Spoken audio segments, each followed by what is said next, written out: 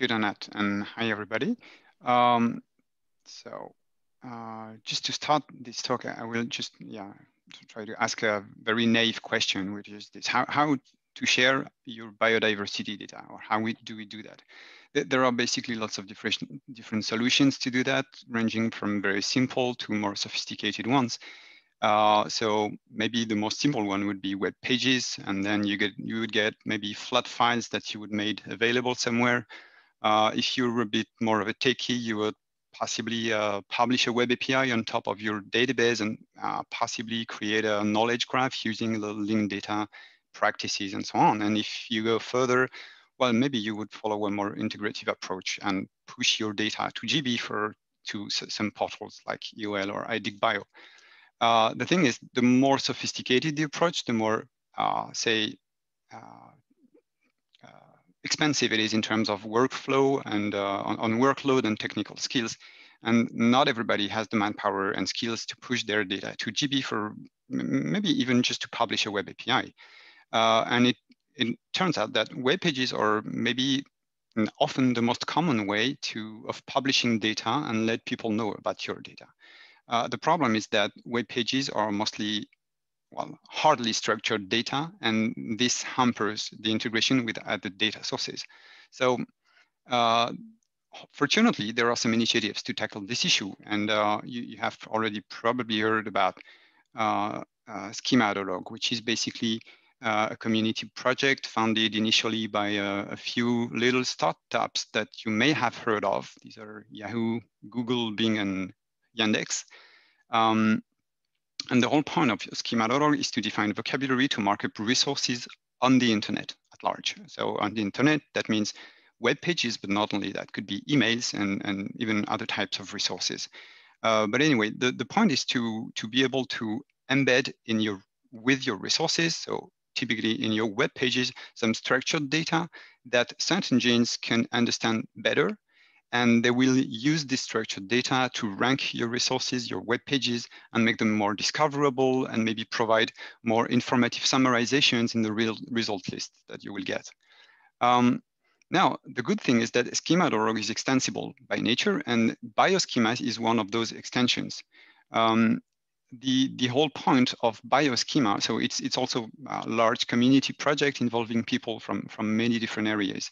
The whole idea is to improve the discoverability and interoperability of life science resources. So the main approach is to extend Schema.org with possibly new terms when this is necessary, but keeping it simple. That is, the point is not to restart yet another large domain ontology about genes or proteins or biodiversity concepts. It's really to remain at a rather high level of abstraction and a level where, let's say, there would be consensus and you will not get into experts' debates. And on top of that, bioschemas provide guidelines about how to annotate the resources, what are the best practices to do that. And these are what we call profiles. So profiles will typically give you an idea of what are the minimum properties that you should state about a resource, what we call the minimum properties, and there are recommended or optional properties. And it will also try to link and connect to existing vocabularies and domain ontologies so that we don't reinvent the wheel all the time. So in the Bioschemas community, there is a biodiversity group, and we have started with these two this term. So we have started with two terms, basically, Taxon and TaxonName. Taxon here is you have the specification that's displayed here. In red, you can see the existing properties in Schema.org, and in green, these are new properties that have been added, which are taxon rank, parent and child taxon, and two properties for the scientific names. So what you can also notice here that there is here, for instance, a Darwin core property about the vernacular names. So this is where we do this kind of link with the existing other vocabularies. Now, you can see also that there we are using existing properties like name and alternate name. Name will be used to denote the valid or accepted name of a taxon, and the alternate name will be used to denote the synonyms. So we try to make as much as possible with what exists and just coin new properties when that's needed.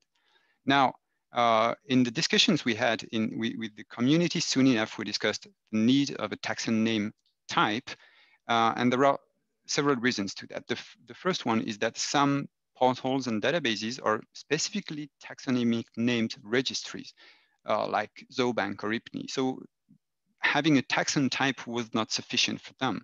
Plus, names are generally less subject to interpretations than taxa.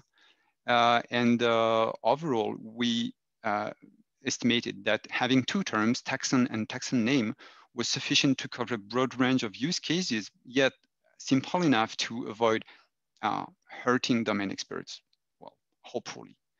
And here in this, on the slide, you can see here on the right, this is a link to the GitHub issue where we have discussed the need for that type, and there are quite a lot of comments from different people, including myself and Quentin, and maybe other people who are connected today here.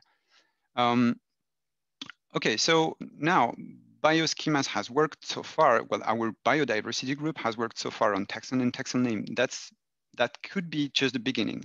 So in the future, we could imagine discussing new terms or profiles about how to describe a specimen, traits, occurrence, and in all of these cases, we could try to connect with existing terms like ABCD and open digital specimen and traits ontologies and so on.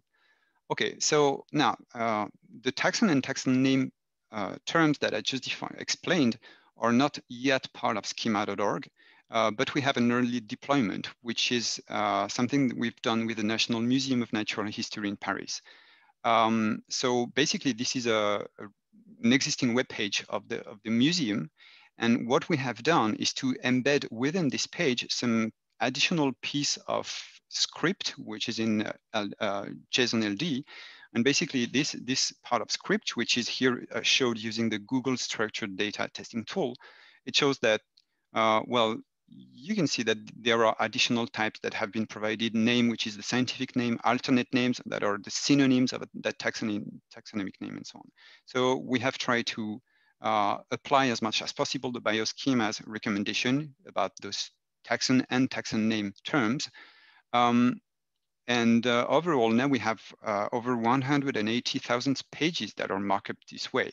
Now, note that this is relatively inexpensive. I mean, when you do this kind of, when you have a website like this one, you basically have a process that will read information from your database and then build the web page on the fly.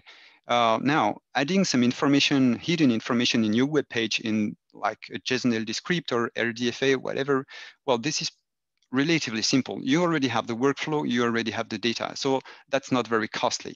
And I really thank the people from the museum to have followed us on that, because this is having early deployment is very important to the community. The thing is that for schema.org, to move forward with the endorsement of new terms, it is important that the community shows its interest in having such terms. So having one such website annotated with those terms, just one, is not really useful. The interest comes when there are many people doing that. So now imagine that many people follow us on this, and that GBIF and UL and all these big integrative portals start doing the same thing, but then maybe also museum collections that have a website, but maybe not integrated in IDIC Bio. The literature references like BHL or Platzi that was just presented, and Pensoft work with Globi, and maybe there are lots of other websites that you hardly know about, like citizen science platforms, other institutions, and civil society associations, and so on. So if all of these people start publishing their data on the on their website with those markup data, when, well, we start opening up the large scope of opportunities. And now it's not just about using search engines, but it's much more than that. We can imagine creating registries of such resources and aggregators that will scrape the web pages and aggregate that into databases and maybe linked data databases and so on. And that we already have tools to do that, by the way. This is already part of what's Bioschemas provided. And we can imagine lots of other scenarios of application exploiting all of this information. So just to finish on that you understand my message here. It's that marking up web pages is cheap and it can pay off, like really big. It can increase discoverability of your resources, your web pages. It can increase its visibility. But there's not only what's already on your web pages, but maybe more. Like imagine what we call gray science, which is usually uh, un, unpublished data, unpublished technical reports, all of the things that usually stay on your computer but are never published. Well, you can start publishing them and advertise them with taxonomic structured data on the web, and then, well, I'm going to be a bit provocative here, but then maybe we can have search engines do the job for us. What I mean is do the job of data integration at web scale. I mean, those search engines harvest the web all the time, and they are very powerful in doing that. If we give them the way of crossing the data, understanding the data, and connecting it from one website to another, it can be extremely powerful. Now you can even connect that with data search engines such as the Google search engine and maybe others that will follow. So probably we have lots of opportunities that could appear in the future based on this kind of approach. And this is it for me. Thank you.